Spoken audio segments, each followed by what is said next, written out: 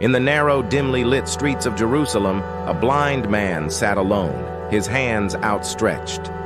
For years, darkness had been his only reality.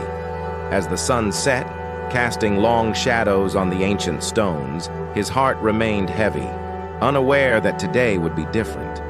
The people passed him by, but his hope remained unbroken. As Jesus walked with his disciples, they noticed the blind man. His disciples questioned, "Who sinned, this man or his parents, that he was born blind?" Jesus, with compassion in his eyes, replied, "Neither this man nor his parents sinned, but this happened so that the works of God might be displayed in him." John chapter 9, verse 3. Jesus knelt down, gathering a small amount of dust. With a few drops of his own saliva, he made mud and gently applied it to the man's eyes. The blind man, confused yet filled with hope, heard Jesus say, "Go, wash in the pool of Siloam." Without hesitation, he stumbled toward the pool, each step driven by faith, unaware that he was walking toward a transformation. The moment the water touched his eyes, everything changed. Light flooded in, brighter than he ever imagined.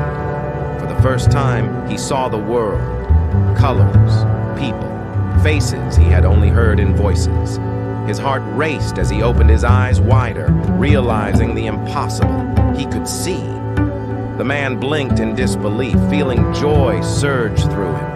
He had been blind all his life, but now he could witness the beauty of God's creation. As the once blind man stood before the people, the crowd gathered around in disbelief. Some questioned if this was truly the same beggar, while others marveled at the power of Jesus. But the man stood firm, pointing to his now healed eyes, declaring, "The man called Jesus made mud, and I washed, and now I see." John chapter 9, verse 11. Soon the man found himself standing before the Pharisees, questioned about what had happened. They could not believe the miracle, especially since it had occurred on the Sabbath. But the man's faith was unshakable. He boldly declared, "One thing I know, I was blind, but now I see." John chapter 9, verse 25. Later, Jesus found the man and asked, "Do you believe in the Son of Man?" The man, now filled with gratitude and understanding, replied, "Lord, I believe."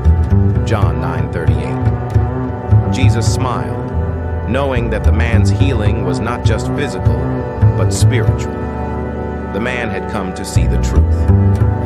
This timeless story is a reminder for us today. Jesus is still the light of the world, and he invites us to open our hearts and believe in him so we can walk in his light.